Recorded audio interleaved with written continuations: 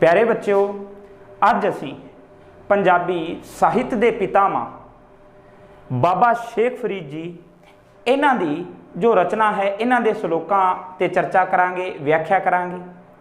उस तो पहला प्यारे बच्चों असी ये भी वेख लीए कि बाबा शेख फरीद जी की जो रचना है, जो इन्हां दी गुरु ग्रंथ साहिब विच बाणी दर्ज है, जो बाणी मिलती है, उसका वेरवा भी असी वेख लीए। प्यारे बच्चों, बाबा शेख फरीद जी दे 112 तां सलोक अते 4 शब्द ये गुरु ग्रंथ साहिब विच दर्ज हैं। 112 सलोक 4 शब्द, 4 शब्दों विचों प्यारे बच्चों 2 तां राग आसा विच मिलते हैं ते 2 राग सूही विच मिलते हैं। भाव कि बाबा शेख फरीद जी के 4 तां शब्द मिलते हैं, 112 सलोक इन्हां दे मिलते हैं। इस तो अलावा 18 सलोक अजिए हैं जो इन्हां दे नां हेठ दर्ज किए गए हैं, 4 गुरु साहबाना दे हैं। कुल मिला के गुरु ग्रंथ साहिब विच इन्हां दे 112 प्लस 18 130 सलोक इन्हां दे नां हेठ दर्ज मिलते हैं। सो प्यारे बच्चों, थोड़ी जो पाठ पुस्तक है इस विच बाबा शेख फरीद जी दे सिर्फ सलोक ही जोड़े गए हैं। सो प्यारे बच्चों, जो सलोक है हुण असी उन्हां ते चर्चा करते हाँ, सरल व्याख्या करने का यतन करांगे। नालों नाल प्यारे बच्चों तुसीं समझना है। देखो प्यारे बच्चों, सलोकां दी आम जो बनतर है असी कह सकते हैं कि बाबा शेख फरीद जी के जो सलोक मिलते हैं ज़्यादातर 2 सतरां या 2 तुक्कां दे ही मिलते हैं, पर थोड़ी पाठ पुस्तक विच जो पहला सलोक दिता गया है वो 8 सतरां का है। तो सब तो पहला असी उस क्रम अनुसार ही करते हैं, जिहड़ा पहला सलोक है उसकी व्याख्या करते हैं। सो सलोक की शुरुआत किस तरह होंदी है, बाबा शेख फरीद जी फरमाउंदे हैं। पहला 4 सतरां तुहाडे नाल साझीआं करिए। बाबा शेख फरीद जी फरमाउंदे हैं कि जित दिहाड़े धनवरी साए लहे लिखाए, मलक जी कन्नी सुनिंदा मूँह दिखाड़े आए, जिंद निमाणी कड्डी है हड्डा कू कुड़काए, साए लिखे न चलनी जिंद को समझाए। प्यारे बच्चों, ये जो सलोक है शुरुआत विच बाबा शेख फरीद जी की फरमाउंदे हैं, जित दिहाड़े, जित दिहाड़े, दिहाड़े तो भाव हो गया दिन, जित भाव जिस दिन, जिस दिन, जित दिहाड़े धनवरी। कुछ पहला औखे शब्दों के असी अर्थ लिख लिए, फिर पंक्ति की असी सत्र की व्याख्या करते हैं। धन तो भाव है प्यारे बच्चों इस्त्री, इत्थे असी धन तो भाव जीव इस्त्री तो लै सकते हैं। जीव इस्त्री का भाव हर एक मनुख लई यह शब्द वरत्या गया, जीव इस्त्री। धन एक शब्द आया प्यारे बच्चों वरी, धन वरी, वरी तो भाव व्याई, व्याई जावेगी, व्याई जावेगी।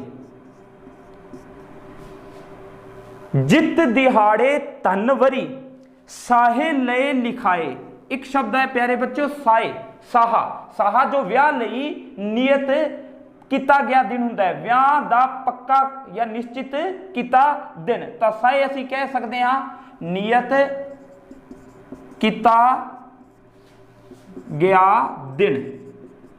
हुण प्यारे बच्चों, जो पहली सत्र है कुछ इस तरह बाबा शेख फरीद आखदे हैं कि जित दिहाड़े जिस दिन धनवरी, धनवरी भाव जीव इस्त्री दा व्याह होवेगा, जिस दिन वो व्याही जाएगी, वो दिन असल विच पहला ही मिथ्या जा चुकिया है, वो दिन पहला ही पक्का हो चुकिया है। भाव ये होया कि जीव इस्त्री दे मनुख दे इस संसार विच आउण तो पहला ही, संसार विच आउण तो पहला ही उस दे मौत दा दिन पक्का हो चुकिया है, वो टल नहीं सकता। हुण प्यारे बच्चों अगे की फरमाउंदे हैं बाबा शेख फरीद आखदे हैं, जित दिहाड़े धनवरी साए ले लिखाए। फिर दस्या मलक जी कन्नी सुनिंदा, मलक जी कन्नी सुनिंदा मूँह दिखाड़े आए। मलक इत्थे मालक, जिंद दा मालक, जिंद दा मालक कौन है? मौत, मौत दा फरिश्ता, मौत दा फरिश्ता। मलक जी कन्नी सुनिंदा, कन्नी सुनिंदा मूँह दिखाड़े आए। मौत दा जो फरिश्ता है, जो जिंद दा मालक है मौत, जिसनों मनुख ने पहला सिर्फ कन्ना नाल ही सुनिया सी, ਉਹ ਇੱਕ ਦਿਨ ਜੀਵ ਇਸਤਰੀ ਨੂੰ ਆਪਣਾ ਮੂੰਹ ਆ ਕੇ ਵਿਖਾਉਂਦਾ ਹੈ। ਭਾਵ ਇਹ ਹੋ ਗਿਆ ਕੰਨਾਂ ਨਾਲ ਇਸ ਤੋਂ ਪਹਿਲਾਂ ਜਿਸ ਨੂੰ ਸੁਣਿਆ ਤਾਂ ਭਾਵ ਇਹ ਹੋ ਗਿਆ ਕਿ ਹੋਰਨਾਂ ਵਿਅਕਤੀਆਂ ਦੀ ਮੌਤ ਬਾਰੇ ਹੀ ਸੁਣਿਆ ਸੀ, ਮਨੁੱਖ ਨੇ ਕਦੇ ਆਪਣੀ ਮੌਤ ਤੇ ਤਾਂ ਵਿਚਾਰ ਕਰਿਆ ਹੀ ਨਹੀਂ ਸੀ। ਸੋ ਉਹ ਮਾਲਕ ਮੌਤ ਦਾ ਜੋ ਫਰਿਸ਼ਤਾ ਹੈ, ਮਲਕ ਜੀ ਕੰਨੀ ਸੁਣੀਂਦਾ ਮੂੰਹ ਦਿਖਾਲੇ, ਉਹ ਜੀਵ ਇਸਤਰੀ ਨੂੰ ਇੱਕ ਦਿਨ ਆਪਣਾ ਮੂੰਹ ਆ ਕੇ ਵਿਖਾਉਂਦਾ ਹੈ। ਅੱਗੇ ਕੀ ਫਰਮਾਉਂਦੇ ਹਨ? ਮਲਕ ਜੀ ਕੰਨੀ ਸੁਣੀਂਦਾ ਮੂੰਹ ਦਿਖਾਲੇ ਆਏ, ਜਿੰਦ ਨਿਮਾਣੀ ਕੱਢੀ ਹੈ, ਹੱਡਾਂ ਕੋ ਕੁੜਕਾਏ। ਜਿੰਦ ਨਿਮਾਣੀ, ਜਿੰਦ ਦਾ ਭਾਵ ਸਾਡੀ ਆਤਮਾ, ਜਿੰਦ ਨਿਮਾਣੀ, ਨਿਮਾਣੀ ਤੋਂ ਭਾਵ ਹੋ ਗਿਆ ਜਿਸ ਦਾ ਆਪਣਾ ਕੋਈ ਮਾਣ ਨਹੀਂ ਹੈ। ਨਿਮਾਣੀ ਵਿਚਾਰੀ, ਇਹ ਜਿੰਦ ਵਿਚਾਰੀ ਨੂੰ, ਇਹ ਜੋ ਮੌਤ ਦਾ ਫਰਿਸ਼ਤਾ ਹੈ, ਇਹ ਸਾਡੇ ਸਰੀਰ, ਸਾਡੀ ਦੇਹ, ਸਾਡੀ ਕਾਇਆ ਵਿੱਚੋਂ, ਸਾਡੇ ਸਰੀਰ ਵਿੱਚੋਂ ਇਸ ਜਿੰਦ ਨੂੰ ਕੱਢ ਕੇ ਲੈ ਜਾਂਦਾ ਹੈ। ਕਿਸ ਤਰ੍ਹਾਂ ਲੈ ਜਾਂਦਾ ਹੈ? ਹੱਡਾਂ ਕੂ ਕੁੜਕਾਏ, ਹੱਡਾਂ ਕੂ ਕੜਕਾਏ। ਕੜਕਾਏ ਦਾ ਭਾਵ ਇਹ ਹੋ ਗਿਆ ਹੱਡਾਂ ਨੂੰ, ਸਾਡੇ ਜਿਹੜੇ ਸਰੀਰ ਨੂੰ ਰੋਗ ਲਾ ਕੇ, ਕਹਿ ਸਕਦੇ ਹਾਂ ਰੋਗ ਲਾ ਕੇ, ਸਰੀਰ ਨੂੰ ਰੋਗ ਲਾ ਕੇ, ਕਮਜ਼ੋਰ ਕਰਕੇ, ਹੈ ਨਾ। ਕਿਉਂਕਿ ਮਨੁੱਖ ਦੀ ਮੌਤ ਦਾ ਕੋਈ ਨਾ ਕੋਈ ਕਾਰਨ ਬਣਦਾ ਹੈ, ਕੋਈ ਰੋਗ, ਕੋਈ ਬਿਮਾਰੀ ਲਾ ਕੇ, ਯਾਨੀ ਕਿ ਮੌਤ ਹੈ ਜੋ ਇਹ ਮਨੁੱਖ ਨੂੰ ਜਦੋਂ ਆਉਂਦੀ ਹੈ ਤਾਂ ਕੋਈ ਪਾਨਾ ਬਣਦਾ ਹੈ, ਸਰੀਰ ਨੂੰ ਰੋਗ ਲੱਗ ਗਿਆ ਜਾਂ ਕਮਜ਼ੋਰ ਹੋ ਗਿਆ। ਇਸ ਤਰ੍ਹਾਂ ਕਿਤੇ ਨਾ ਕਿਤੇ ਬਾਬਾ ਸ਼ੇਖ ਫਰੀਦ ਸਮਝਾ ਰਹੇ ਹਨ ਕਿ ਮਲਕ ਜੀ ਕੰਨੀ ਸੁਣੀਂਦਾ ਮੂੰਹ ਦਿਖਾਲੇ ਆਏ, ਜਿੰਦ ਨਿਮਾਣੀ ਕੱਢੀ ਹੈ, ਹੱਡਾਂ ਕੂ ਕੁੜਕਾਏ। ਇਹ ਮੌਤ ਦਾ ਫਰਿਸ਼ਤਾ ਜੋ ਮੌਤ ਹੈ, ਇਹ ਜਿੰਦ ਨੂੰ ਰੋਗ ਲਾ ਕੇ, ਕਮਜ਼ੋਰ ਕਰਕੇ ਸਰੀਰ ਵਿੱਚੋਂ ਜਿੰਦ ਨੂੰ ਕੱਢ ਕੇ ਲੈ ਜਾਂਦਾ ਹੈ।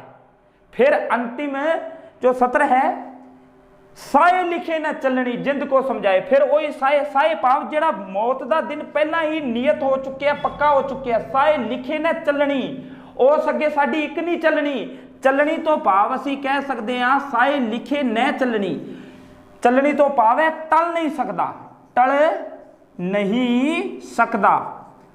ਜੋ ਮੌਤ ਦਾ ਦਿਨ ਪੱਕਾ ਹੋ ਚੁੱਕਿਆ ਹੈ ਉਹ ਟਲ ਨਹੀਂ ਸਕਦਾ। ਸਾਏ ਲਿਖੇ ਨਾ ਚੱਲਣੀ, ਮੌਤ ਦਾ ਜੋ ਦਿਨ ਨਿਯਤ ਕੀਤਾ ਜਾ ਚੁੱਕਿਆ ਹੈ ਉਹ ਟਲ ਨਹੀਂ ਸਕਦਾ, ਉਸਨੇ ਇੱਕ ਦਿਨ ਆ ਹੀ ਜਾਣਾ ਹੈ। ਇਸ ਲਈ ਬਾਬਾ ਸ਼ੇਖ ਫਰੀਦ ਜੀ ਇੱਥੇ ਜੀਵ ਇਸਤਰੀ ਨੂੰ, ਸਾਨੂੰ ਮਨੁੱਖਾਂ ਨੂੰ ਇਹ ਹੀ ਸਮਝਾ ਰਹੇ ਹਨ ਕਿ ਸਮੇਂ ਰਹਿੰਦੇ ਸਾਨੂੰ ਭਗਤੀ ਵਾਲਾ ਰਾਹ ਅਖਤਿਆਰ ਕਰਕੇ ਰੱਬ ਦਾ ਸਿਮਰਨ, परमात्मा दी पाठ पूजा सानू करनी चाहिए है, विकारा बुराइयां नू त्याग देना चाहिए है। सो बाबा शेख फरीद जी की जो रचना है इस विच बार बार मौत का जो जिक्र होता है ये किते ना किते, क्योंकि मौत का डर सानू दिता गया है, ये सानू किते ना किते चंगे कर्म करन लई प्रेरित करता है। हुण प्यारे बच्चों इस तरह अगलियां जो 4 सतरां हन उन्हां दी असीं अगे होर व्याख्या करते हाँ। अगे देखो कुछ मिलता जुलता ही विषय संबंधित है। इसे प्रकार अगे दसदे हैं कि जिंद वोटी मरण वर लै जासी परनाए। हुण बाबा शेख फरीद जी ने 2 प्रतीक लए हैं प्यारे बच्चों। की लए हैं? प्रतीक लए हैं। हालांकि इत्थे रूपक अलंकार की भी बड़ी सुचज्जी वरतों हुई है। दसदे हैं जिंद वोटी, जिंद मानो की है? वोटी है। मरण वर लै जासी परनाए, मरण वर भाव मौत, मौत की है? वो लाड़ा है। मौत रूपी लाड़ा जिंद रूपी वोटी नू एक दिन अपने नाल व्याह के ले जावेगा। जिंद वोटी मरण वर लै जासी परनाए, परनाए दा भाव हुंदा है व्याह के ले जाना, व्याह के ले जाना। कौन ले जाऊगा? जिंद वोटी। किसनू? जिंद वोटी नू। जिंद रूपी वोटी नू मौत रूपी लाड़ा अपने नाल एक दिन व्याह के ले जाएगा। पर जिंद वोटी मरण वर ले जासी परनाए, आपन हथी जोड़ के कै गल लगे ताए, आपन हथी जोड़ के। इत्थे प्यारे बच्चों आपन हथी जोड़ के, जोड़ तो भाव की लिया जाता है? जोड़ का भाव हो गया तोड़ के, तोड़ के विदा करके, जिसनों असीं कह तोड़ के या विदा करके, विदाईगी, विदा करके। देखो प्यारे बच्चों इत्थे दुनियावी जो व्याह है, जो दुनियावी व्याह नाल तुलना करके सानू समझाया गया। असल विच दो ये जो 8 जो 17 हैं दुनियावी व्याह नाल सानू तुलना करके किस तरह देखो बड़ा सुचज्जा उदाहरण दिता है कि किवें साडा जो मौत का दिन है टल नहीं सकता, असी जन्म लिया है, जन्म लैण तो पहला ही साडा मौत का दिन पक्का हो चुका है। सो सानू संसार विच रहिंदे होए चंगे नेक कर्म कमाने चाहिए हैं, परमात्मा की भगती करनी चाहिए है, यही प्रेरणा दी है, विकारां तो दूर रहना चाहिए है। तब बाबा शेख फरीद फरमा रहे हैं जिंद वोटी मरण वरलै जासी परनाए। फिर दसिया है अपन हथी जोड़ के कै गल लगे ताए, अपने हत्थां नाल ये जो शरीर है, ये जो साडी काया है, ये कुदरत रूप जो साडी काया है, साडा शरीर है, साडी जो देह है, ये अपने हत्थां नाल ये जिंद नू, इस आत्मा नू अपने हथी तोड़ देवेगी, भाव इसनू विदा कर देवेगी मौत रूप लाड़े नाल। ये जिंद जदों निकल जाऊगी, आत्मा निकल जाऊगी, तब पीछे रह की जाना है, पीछे जो ये काया है ये नियासरी हो जाऊगी, ये फिर किस दे गले लग के रहूगी, भाव इसनू फिर कोई तरवास देने वाला भी नहीं होगा। दुनियावी जदों असीं विआह दी गल करदे हां तां जिस लड़की दा विआह हो रहा हुंदा है तां विदा होण लग्या उसनू उसदे मां प्यो है ना, सके संबंधी जिहड़े रिश्तेदार हैं वो तरवास देंदे हन, है ना। इत्थे दस्सिया गया कि जिंद वोटी मरण वरलै जासी परनाए, मौत रूपी लाड़ा जिंद रूपी वोटी नू अपने नाल विआह के लै जावेगा, अपना हथी जोड़ के कह गल लगे ताए ये शरीर अपने हत्थां नाल ही जिंद रूपी वोटी नू विदा कर देवेगी, फिर ये नियासरी हो जाएगी, ये फिर किस दे गले लग के रोएगी, ठीक है, भाव इकली रह जाएगी, नियासरी हो जाएगी। ये साडी देवी कै गल लगे ताए, जिंद वोटी मरण वरलै जासी परनाए, अपन हथी जोड़ के कै गल लगे ताए। फिर दस्या वालों निक्की पुरसलात, इत्थे एक शब्द आया प्यारे बच्चों वालों, वाल हों यानी कि वाल तो भी बरीक, वाल तो बरीक, वाल जो सी वाल की गल करते हैं हुण, वाल तो बरीक की हो सकता तुसीं हिसाब लाओ। हुण वालों निक्की पुरसलात एक शब्द आया प्यारे बच्चों, ये दो शब्द सानू इत्थे समझने हैं, पुरसलात, पुरसलात। देखो प्यारे बच्चों पुरसलात तो भाव है पुल तो लिया जाता है, वो पुल जो दोजख विच मुसलमानी ईमान अनुसार ये दस्या गया, असल विच पुरसलात अरबी का ही शब्द है। हुण क्योंकि बाबा शेख फरीद जी की जो रचना है इस विच असीं कह सकते हैं लहंदी ते मुल्तानी का ज़्यादा प्रभाव है, सो ते किते ना किते क्योंकि सूफी हैं ये इन्हां दी शब्दावली अरबी फारसी का प्रभाव पैंदा है, भाषा का अरबी फारसी भाषा का प्रभाव पैंदा है। सो पुरसलात इत्थे मुसलमानी ईमान विच ये गल आई हुई है कि पुरसलात वो पुल है जो दोजख या नरक विच हुंदा है, यानी कि डर दिता गया जीव स्त्री नूं मनुख नूं कि उस पुल तो मनुख नूं उसदे किते कर्मां दे अनुसार गुजरना पैंदा, उस तो पार लंघना पैंदा है। संसार सागर है, जो संसार समुंदर है प्यारे बच्चों, इस संसार समुंदर तो पार करन लई इस पुरसलात की गल आई है कि किते कर्मां अनुसार, ठीक है, मनुख जिस तरह के कर्म करेगा उस अनुसार उस लई अगे पैंडे रस्ते तैयार रहणगे।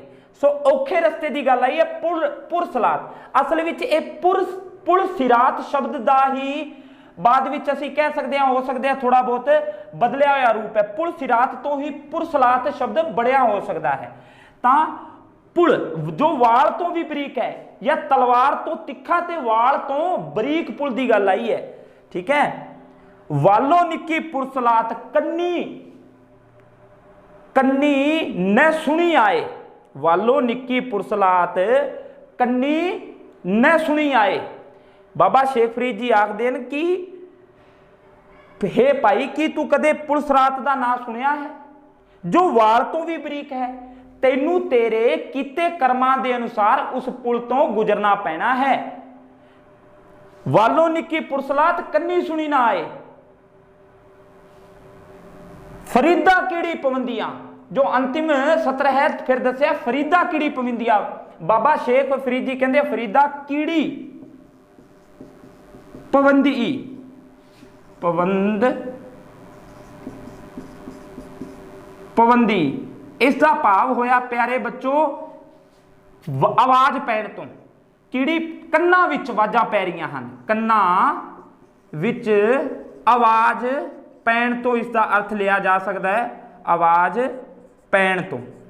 ਤਾਂ ਅੱਗੇ ਦੱਸਦੇ ਹਨ ਬਾਬਾ ਸ਼ੇਖ ਫਰੀਦਾਸ ਆਖਦੇ ਹਨ ਅੰਤਿਮ ਸਤਰ ਵਿੱਚ, ਫਰੀਦਾ ਕੀੜੀ ਪਵੰਦੀ, ਹੇ ਮਨੁੱਖ ਤੇਰੇ ਕੰਨਾਂ ਵਿੱਚ ਵਾਰ-ਵਾਰ ਆਵਾਜ਼ਾਂ ਪੈ ਰਹੀਆਂ ਹਨ, ਤੈਨੂੰ ਗੁਰੂ ਪੀਰਾਂ ਪੈਗੰਬਰਾਂ ਰਾਹੀਂ, ਤੈਨੂੰ ਧਰਮ ਪੁਸਤਕਾਂ ਰਾਹੀਂ, ਧਰਮ ਗ੍ਰੰਥਾਂ ਰਾਹੀਂ ਵਾਰ-ਵਾਰ ਇਹ ਸਮਝਾਇਆ ਜਾ ਰਿਹਾ ਹੈ ਕਿ ਤੂੰ ਸਮੇਂ ਰਹਿੰਦੇ ਇਸ ਜੀਵਨ ਨੂੰ ਸੁਧਾਰ ਲੈ, ਨੇਕ ਚੰਗੇ ਕਰਮ ਕਮਾ ਲੈ, ਵਿਕਾਰਾਂ ਨੂੰ ਤਿਆਗ ਦੇ, ਪਰਮਾਤਮਾ ਦੀ ਭਗਤੀ ਦਾ ਰਾਹ ਅਪਣਾ ਲੈ।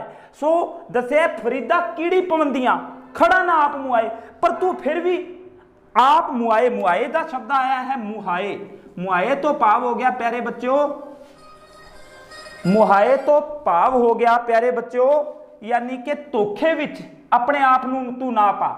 ਮੁਆਏ ਦਾ ਭਾਵ ਹੋ ਗਿਆ ਆਪਣੇ ਆਪ ਨੂੰ ਧੋਖੇ ਵਿੱਚ ਨਾ ਰੱਖ, ਧੋਖੇ ਵਿੱਚ ਨਾ ਪੈਣਾ। ਫਰੀਦਾ ਕੀੜੀ ਪਵੰਦੀਆਂ, ਖੜਾ ਨਾ ਆਪ ਮੁਆਏ, ਫਿਰ ਵੀ ਤੂੰ ਕੁਝ ਕਰਨ ਦਾ ਯਤਨ ਨਹੀਂ ਕਰਿਆ, ਆਪਣੇ ਆਪ ਨੂੰ ਧੋਖੇ ਵਿੱਚ ਹੀ ਰੱਖ ਰਿਹਾ ਹੈ ਤੇ ਆਪਣਾ ਜੀਵਨ ਅਜਾਈ ਹੀ ਬਿਤਾ ਰਿਹਾ ਹੈ।